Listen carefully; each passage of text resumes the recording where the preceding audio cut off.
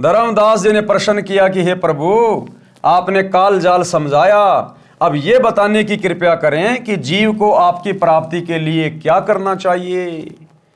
कि हे परमात्मा, हे गुरुदेव, आपने काल का जाल तो समझा दिया कि ये कैसे कैसे मन के माध्यम से जीव को ठगता है।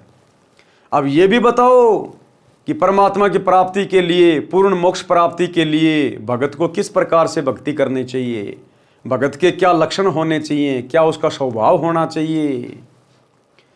सतगुरु कबीर जी वचन, तो गुरुदेव भगवान ने क्या बताया, भगत के 16 गुण अर्थात आभूषण, रियल आभूषण, रियल गहने वो हैं जो गुरुदेव अब भगत के 16 गुण बताने जा रहे हैं। हमने उन गुणों को अपने ऊपर धारण करना है, वो हमारे रियल आभूषण हैं। ये सोने चांदी के आभूषणों से हमारा काम नहीं बनेगा, उल्टी हमारी बात बिगड़ जाएगी। जो रियल आभूषण हैं हमने उनको धारण करना है।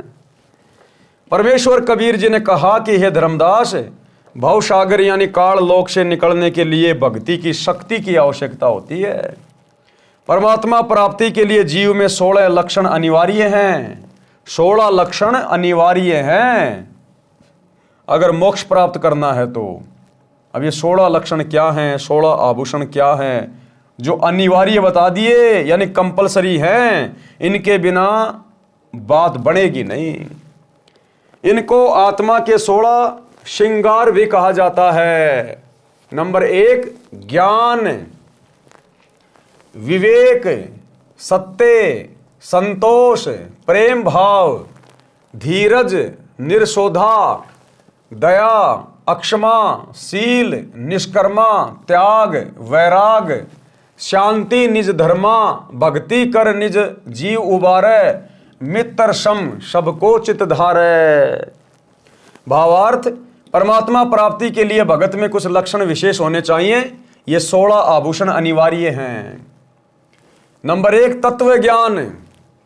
तत्व ज्ञान यानी गुरुदेव भगवान के द्वारा दिए गए ज्ञान को उनकी मर्यादा में रहकर अपने ऊपर धारण करे, उसका अनुसरण करे, गुरुदेव की प्रत्येक आज्ञा में चले, सांसारिक भाव में ना चले।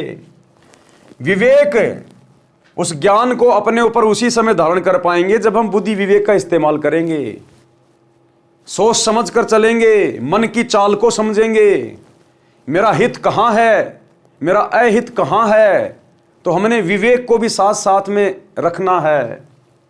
सत्य भाषण, परमात्मा के दिए में संतोष करें, परमात्मा के दिए में संतोष करें। पर धन और पर नारी को जहर के समान समझें। गुरुदेव कह रहे हैं पर धन और पर नारी को जहर के समान समझें। जैसा गुरुदेव ने आपको परिवार दे दिया, जैसा आपको रोजगार दे दिया, जैसा आपको शरीर दे दिया, जैसा आपको रूप दे दिया, जैसे आपको बेटा बेटी दे दिए, कहते हैं उन्हीं में संतोष करो। दूसरे की देखा देखी अपने आप को असंतुष्ट मत करना। जो तेरे भाग्य में है वही दिया तुझे परमात्मा ने, तेरे साथ कोई धोखा नहीं किया। और उसको परमेश्वर की इच्छा जाने, प्रेम भाव से भक्ति करें तथा अन्य से भी मीठी भाषा में बात करें। धैर्य रखें, सतगुरु ने जो ज्ञान दिया है उसकी सफलता के लिए हौसला रखें, फल की जल्दबाजी ना करें। पिछले से पिछले वीडियो में परमात्मा ने धैर्य और विश्वास के ऊपर कितनी बढ़िया बढ़िया बातें लिखी हैं जो आप लोगों को समझाई गई। तो परमात्मा कहते हैं भक्ति लेने के बाद में भगत को धैर्य रखना चाहिए, फल की जल्दबाजी नहीं करनी चाहिए। परमात्मा अंतर्यामी है, सब कुछ देख रहा है। जैसी भक्ति करोगे, जैसा मर्यादा निभाओगे, वैसा ही तुम्हें रिजल्ट गुरुदेव देते रहेंगे। किसी के साथ दगा यानी धोखा नहीं करें, दया भाव रखें। भगत तथा संत का आभूषण क्षमा भी होता है। अगर कोई हमें उल्टी सीधी बात बोल दे, ओछी मंदी बात बोल दे, नाराज होके 2 थप्पड़ मार दे, तो हमने उसको क्षमा कर देना चाहिए। उसके प्रति मन में कोई राग द्वेष नहीं रखना चाहिए। शत्रु को भी क्षमा कर देना चाहिए, क्योंकि भगत का कोई शत्रु है ही नहीं। और अगर भक्ति में आने के बाद भी हम किसी को अपना शत्रु समझेंगे या अपना कोई विशेष कोई मित्र समझेंगे, तो भी हम भगत नहीं है, तो भी हमारी बात नहीं बनेगी। परमात्मा कहते हैं एक शत्रु एक मित्र है, भूल पड़ी रे प्राणी, और यम की नगरी जाएगा शब्द हमारा मानी। अगर तूने यहां किसी से विशेष यारी दोस्ती रखी, अगर भगत ने यह कह दिया कि ये मेरा बेस्ट फ्रेंड है, ये मेरा परम मित्र है, वो गया काम से। अगर कोई भगत का यहां पर कोई शत्रु मिला, गया काम से। हां, यदि कोई जानबूझ के भगत को अपना शत्रु मान रहा तो लाख बार माने, उसमें भगत का कुछ नहीं बिगड़ेगा। लेकिन भगत ने किसी को शत्रु भाव से नहीं देखना। तो कहते हैं एक शत्रु एक मित्र है, भूल पड़ी रे प्राण, और यम की नगरी जाएगा शब्द हमारा मान। शत्रु को भी क्षमा कर देना चाहिए, शील स्वभाव होना चाहिए, भक्ति को निष्काम भाव से करे। यानी गुरुदेव का सुमरण कर रहे हैं, सत्संग सुन रहे हैं, तो मन में कोई इच्छा नहीं होनी चाहिए, कोई सांसारिक डिमांड नहीं होनी चाहिए कि बेटा हो जाए, पोता हो जाए, छोरा नौकरी लग जाए, बड़ा मकान मिल जाए, एक गुरुजी मुझे गाड़ी मिल जाए। निष्काम भाव से भक्ति करे, बिना किसी लाग लपेट के, बिना किसी इच्छा के। सतगुरु अंतर्यामी है, जिस चीज की आवश्यकता होगी तेरे भाव देख के अवश्य देगा। तो कहते हैं निष्काम भाव से जब लग भक्ति सकामना, सकामना यानी इच्छाओं के साथ यदि आप भक्ति कर रहे हो तो आपकी भक्ति वही नष्ट होती रहेगी। तो कहते हैं जब तक भक्ति सकामना तब लग निष्फल सेव, तेरी पूजा पाठ बेकार। और कहे कबीर वे क्यों मिले निष्कामी निष्देव, वो परमात्मा तो निष्काम भक्ति से मिलता है, और जो मन में कोई इच्छा करके भक्ति कर रहा है तो उसको परमात्मा नहीं मिलेगा। भक्ति को निष्काम भाव से करे, सांसारिक लाभ प्राप्ति के मकसद से ना करे। त्याग की भावना बहुत अनिवार्य है। वैराग होना चाहिए, किसमें?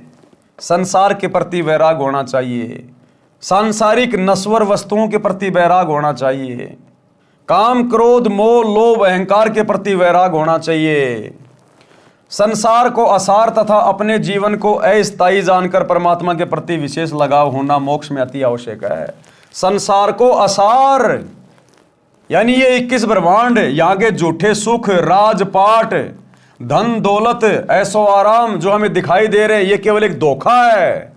तो कहते हैं संसार को असार तथा अपने जीवन को अस्थायी जानकर कि भैया सदा नहीं रहेगा, अमर नहीं है। सतयुग में जिनकी लाखों लाखों साल की उम्र थी वो भी ना जाने कितनी बार मर लिए। देवताओं की कितनी लंबी उम्र है, वो भी मरते रहते हैं। तो अपने जीवन को अस्थायी समझकर कि भैया देख मरना तो है, ये शरीर मिल गया। अब भगवान ने जितनी भी इसकी आयु निश्चित की है जिस भी युग के हिसाब से, अब इस कलयुग में 100 साल की आयु निश्चित कर रखी है, लेकिन अपने कर्मों के कारण, भक्ति ना करने के कारण, उल्टा सीधा खाने पीने के कारण इंसान अकाल मौत मर जाता है, क्योंकि वो उसके स्वतंत्र कर्म होते हैं। अन्यथा भगवान ने तो 100 साल की उम्र फिक्स कर रखी है। या जिसने कोई पिछले जन्म में ज्यादा कुकर्म कर रखे हैं तो भैया वो फिर अकाल मौत मरता है। अन्यथा भगवान ने तो कलयुग में 100 साल की उम्र रखी हुई है वर्तमान समय में। तो कहने का मतलब है अपने जीवन को अस्थायी समझकर कि जाना तो पड़ेगा। चलो तू 100 साल भी जी लिया, फिर भी शरीर तो छूटेगा, और शरीर छूटेगा तो ये परिवार भी छूटेगा, ये बेटा बेटी भी छूटेंगे, धन दौलत भी छूटेगी। यानी मरना तो है। अब जब मरना ही है तो क्यों ना सतलोक वाली भक्ति कर ले। अरे मर के भाई नरक में भी जाना पड़ेगा, स्वर्ग में भी जाना पड़ेगा, जैसे तूने कर्म को कर्म किए हैं। तो मरना तो है, और मरने के बाद आगे भी जाना है, तो क्यों ना फिर सतलोक वाली भक्ति कर लें। जब मरना भी है, मरने के बाद आगे भी जाना है, तो क्यों ना अपना अगला ठिकाना सुधार लें, अपना अगला जन्म तो सुधार लें। जब मरना ही है तो क्यों ना फिर सतलोक वाली भक्ति करें। हमारा कोई ठिकाना तो होगा, कोई जगह तो होगी हमारी। और बाकी वैसे भी मरना भाई, वैसे मर के नरक में जाएगा, 84 लाख योनियों में जाएगा। तो जब इन बातों का पता चल गया कि यहां पर परमानेंट ना कोई रहा ना कोई रहेगा, तो क्यों ना आगे के ठिकाने की तैयारी करें जो सतगुरु ने आके बता दिया।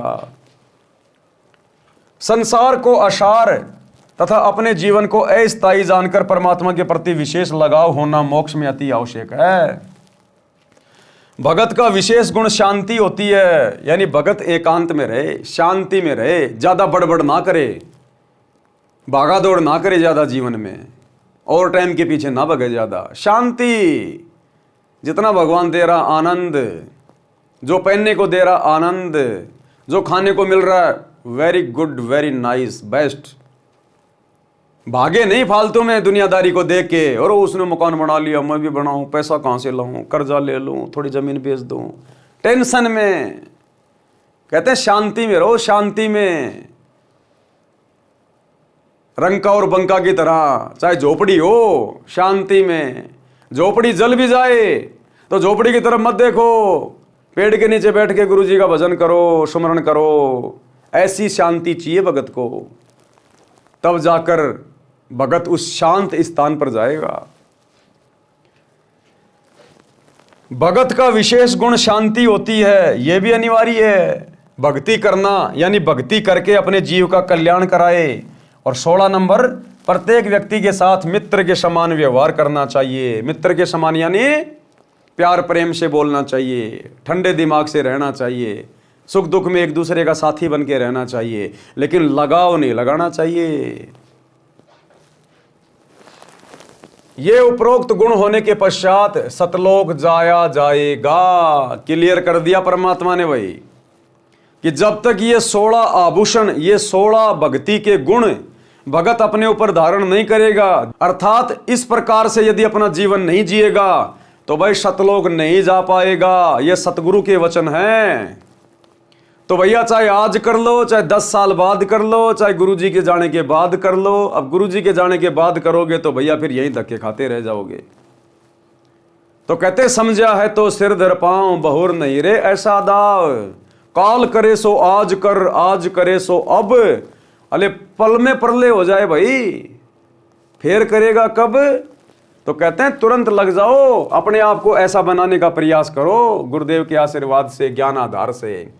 और ये सारे लक्षण भाई और बहनों आपको केवल 7 संगतियों में दिखाई देंगे। इन सतलोक आश्रमों में आपको इनकी छींट भी दिखाई नहीं देगी, छींट भी। वहां तो पेट्रोल है, पेट्रोल, और पेट्रोल को यदि आप जी माचिस दिखाओगे तो भड़केगा। तो ये सारे लक्षण भगत के, सारे गुण आपको 7 संगतियों में दिखाई देंगे, क्योंकि 7 संगति सतलोक का ट्रेनिंग सेंटर है। 7 संगति से जुड़े बिना ये 16 आभूषण आत्मा के ऊपर, भगत के ऊपर धारण नहीं हो पाएंगे। ये उपरोक्त गुण होने के पश्चात सतलोक जाया जाएगा। इसके अतिरिक्त गुरु की सेवा, गुरु पद्धति में विश्वास रखो, परमात्मा की भक्ति और संत समागम करना अनिवार्य है। क्या कह रहे हैं गुरुदेव? संत समागम करना अनिवार्य है। और जब हम सत्सेवक संत समागम करवाते हैं, साध संगतियां करवाते हैं, तो काल के दूत बीच में आके लठ लेके पहुंच जाते हैं। तो बताओ, गुरुजी तो कह रहे हैं कि 7 संगतियां करवाओ, संत समागम करो। संत समागम क्यों होते हैं? गुरु की महिमा के लिए, गुरु का गुणगान करने के लिए, भाई बहनों को भक्ति पे दृढ़ करने के लिए। खाली लड्डू जलेबी बर्फी के लिए नहीं होते संत समागम। तो असल में संत समागम तो साध संगतियां हैं। तो गुरुजी तो कह रहे कि संत समागम करवाना चाहिए, और गुरुजी का परिवार ही संत समागमों में ले लेके लठ पहुंच जाता है। संत समागम करने वालों को जेल भिजवा रहा है, उनके ऊपर मुकदमे करवा रहा है। तो कौन है काल का दूत संगत में? ये दास जो कहता आपको एक भी बात में फर्क नहीं मिलेगा। भाई जो गुरु बचन पे डट गे, कट गे फंद 84 के, कट गे फंद 84 के, कट गे फंद 84 के।